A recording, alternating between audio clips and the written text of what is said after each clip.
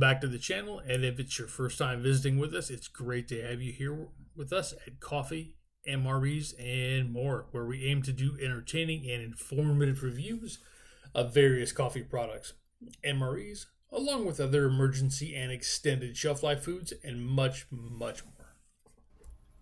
For today's video, we're going to have a coffee review, and we're going to take a dive into some medium roasts, brew style. So we're going to bust out the percolator and go for it in that fashion, as opposed to pods, but we'll definitely be doing a lot of pod videos down the road.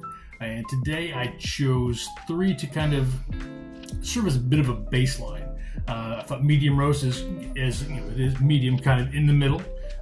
Not too weak, not too strong for a lot of people's taste, and a pretty good way to start the day. So I figured I would go with a Starbucks house blend medium roast, a Seattle's Best portside blend medium roast, and then a good table standard, the Great Value breakfast blend, also medium roast, or the Walmart brand, to kind of compare how much difference do we really have between some of the higher end, or even in some cases boutique coffee blends, and some standard ones that we get off of the shelf from either Kroger, Walmart, Meijer, or many of your supermarkets across the country. Now this video is also going to be the first in what will be known as the channel's kind of standard 12 cup format. We've got three brands or styles, or in some cases different roasts. So we'll have it black, of course, then nothing in it straight up. That'll give us kind of a nice baseline for flavor. Then we're going to add half and half into each one, which is half and half is one of my favorite creamers for coffee. And then something a little fancier, a little schmancier, like an International Delight or a Coffee Mate liquid creamer, something to jazz it up a bit. And we'll put the same flavor in each of the cups there, as well as we'll do a non-dairy creamer version for the folks that are either vegan, vegetarian, people that may have lactose tolerance issues, or just want an alternative to kind of some of the standard milk or dairy products. So we'll see if we can aim to please across the board. But before we go pouring any coffee, how about we crack the bags open, give a sniff, and just see what's the nose tell us first. Kind of a good starting place for many things. Not always in a good way, but we'll learn and we'll go forward. And let's start with the Starbucks, the house blend. Full smell, nothing bitter. Lots of really good rich notes that for any Java junkie like myself, that is kind of the smell of morning. Or if you're out on a vacation, like when you first wake up in the hotels, you go down for the hopefully not atrocious free breakfast, and you at least get a whiff of good coffee. That's kind of where we're at with this one. And now with the portside blend from Seattle's Best. Interesting. A little lighter in terms of just the initial scent that you get out of it, that initial coffee waft, and almost something a little maybe more peppier on the just on the back end a little bit. That should be an interesting taste experience. We'll give this one a go here. And now for the 100% Arabica breakfast blend from Walmart, the Great Value blend. So let's take a nose in and see what we've got. Wow. Noticeably less aroma overall. You almost really have to kind of dig into it. What I pick up is very pleasant, but very mild. And that does make me wonder, am I going to, once we get into this, are we going to have the same experience using the same volume of coffee per pot with something that's so light in scent? Or maybe we're completely surprised and actually, it's a flavor superstar. Let's start getting some things poured up. Let's find out. All right, and now we are all poured up for the straight up or the black test.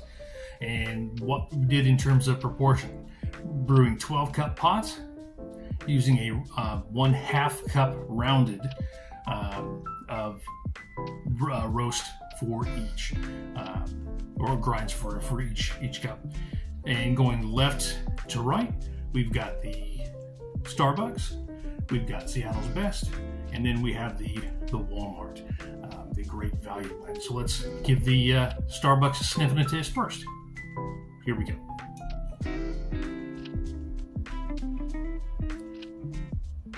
Very similar notes through that we picked up in the bag, although definitely not as pronounced. Where it was essentially dry in the bag, ready to go, kind of a flavor bomb in the face. Very, very mild. And let's give it a taste.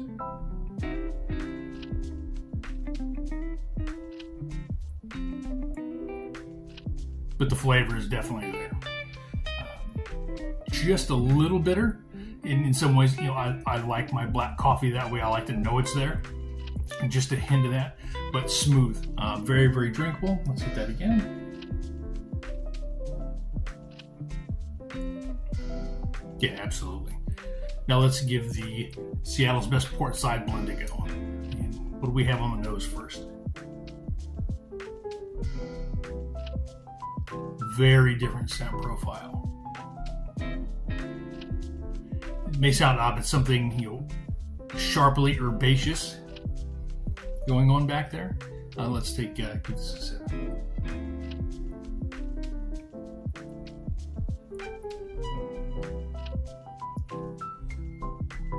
A little more robust flavor that starts and finishes pretty quickly.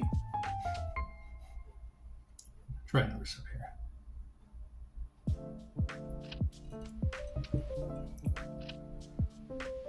Yeah, definitely less bitter. Pretty smooth, but the flavor comes and goes. Boom. But now in fairness, let's give the third one. Let's give our Great Value 100% Arabica a go here.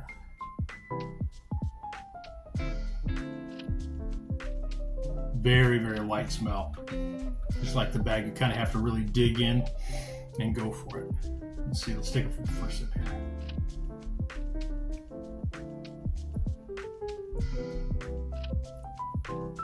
Very smooth, very mild flavor. It could easily be a coffee that is kind of a dinner table, especially a breakfast table standard or a staple.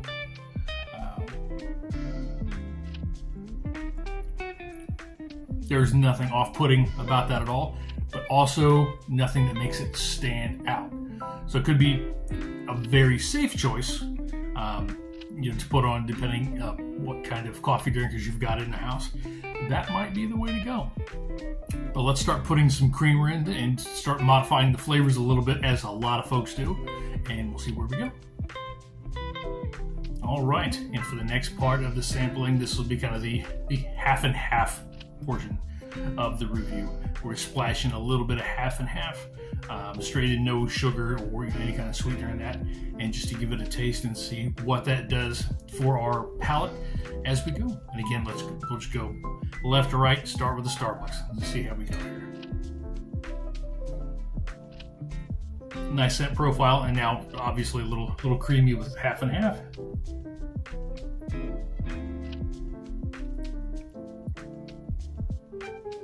Very smooth, very enjoyable, and not overly, anything fatty or kind of sharp or weirdly acidic left afterwards. And another sip. Yeah, very enjoyable. All right, now let's go over to the Seattle's Best, and each one of the half and half cups, we've got about two tablespoons, just a shot of half and half in here.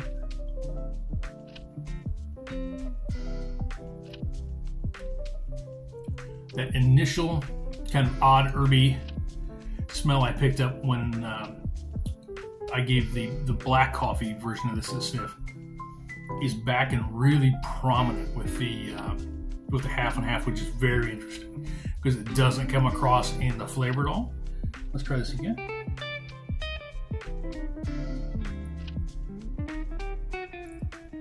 Yeah, maybe there is a little left on the tongue, the left on the palate, and not in an entirely pleasant way. Interesting.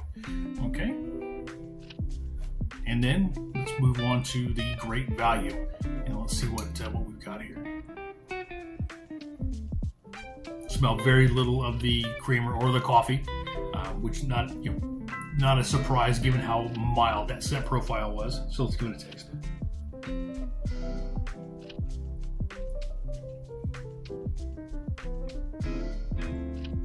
Very mild, essentially milky coffee, not unpleasant, and again, not rock star. Totally drinkable though. Let's give it another sip.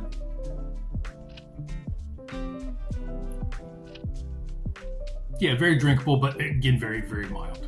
All right, let's line that up. I think we'll move on to the snazzy creamer next. All right, now we have added our kind of a flavored little fancier creamer in for the next round, and this week we are using the Coffee Mate Sweet, or the Italian Sweet Cream, 0 sugar. I kind of like that one to help watch the unintended sugar throughout the day, and it's got a pretty nice flavor overall, very easy to add in. So let's see what it does to our 3 coffees today. And starting with the Starbucks, let's give that and it comes through with a little bit on the nose too, just that little bit of sweet hint on there. Let's see what we get for the flavor.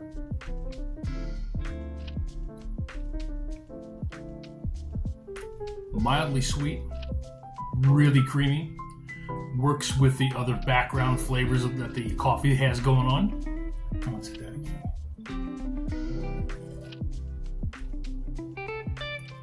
Very, very enjoyable drop on that one. And let's try the Seattle's Best, the port side blend here,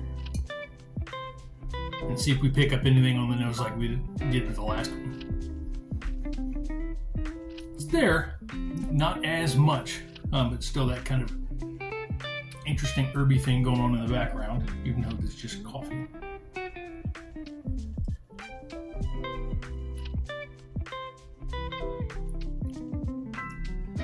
Mildly sweet. I don't know if that helps the flavor profile with the cream in it. So far, I think if I'm drinking the port side blend, it's probably black is the way to go, but we're not quite done yet. So let's put that down. And then for the great value, just a hint of sweetness in the air on this one. Okay, and a sip.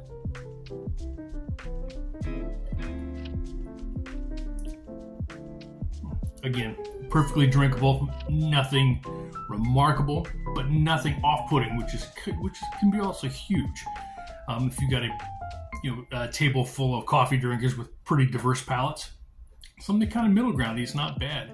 And this one could be on any table, especially any breakfast table, and I don't think anyone would really complain. The only thing I might do so far to this point with it is maybe make it a fuzz stronger.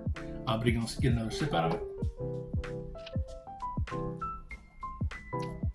Yeah, perfectly drinkable, and very, very mild.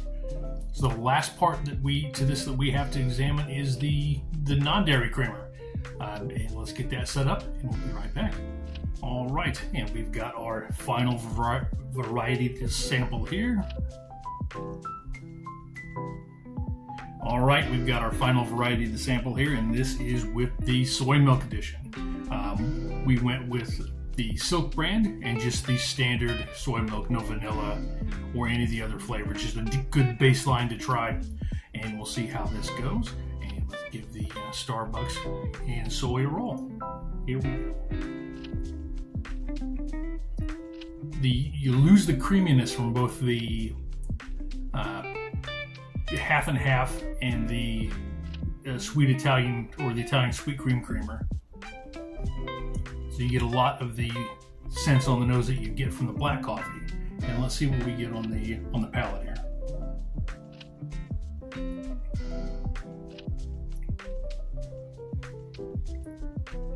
Wow. Okay. And a number of those interesting profiles on the nose kind of get washed away by the soy milk. Not in a terribly negative way. They just aren't there. Soy milk is so prominent. Now let's hit that again.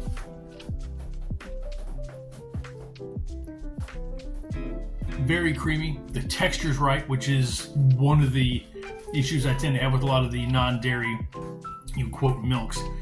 The texture in coffee can be very, very weird. It's just like adding flavored water to your coffee that just clouds it up a little bit.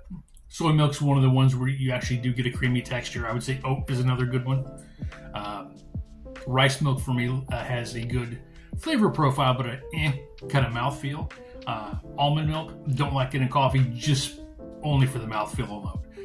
Flavor-wise, it's quite nice and can be very, very, very pleasant. Now, as I completely went off a digression rail there, let's move on to the port side blend and give that a go. Now, is the herbaceousness back, or has it disappeared? No, it's still hovering in the background a little bit. The soy milk does mask it a bit on the nose, so let's give this a try.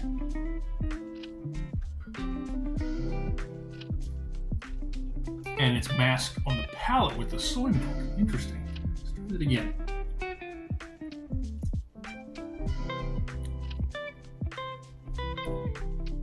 Okay, that bridges, in my opinion, a bit of a palatability gap. So far, for the port side blend from Seattle's Best, I would either have that black, or right now with soy milk, as opposed to either half and half or like a flavored creamer, which I would not have predicted going into it. All right, and let's hit the final one here from Walmart, the Great Value 100% Arabica or Arabica. Somebody definitely gonna let me know about that in the comments. That's okay. I know people who say aluminium, and I still care about them. So. Very neutral on the nose. Again, not a surprise with the this roast.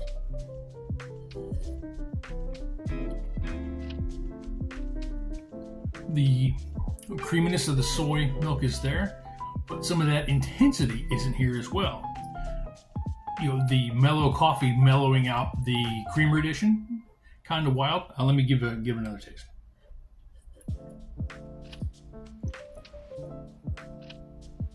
And not bad.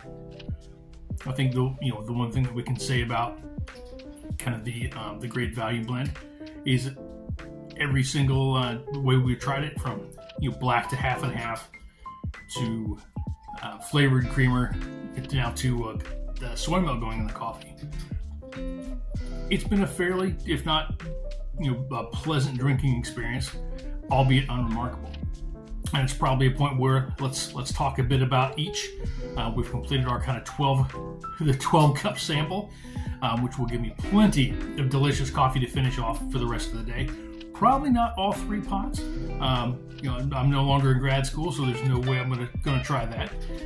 But I will drink some of it and share some of the others. So for the Starbucks, the house blend medium roast, when it comes to opening up and giving that bag smell, that is kind of the coffee experience that I really, really like. Kind of that iconic commercial feel, where you're like, ooh, coffee. Exactly, that's what it delivered. Nice flavor notes all through,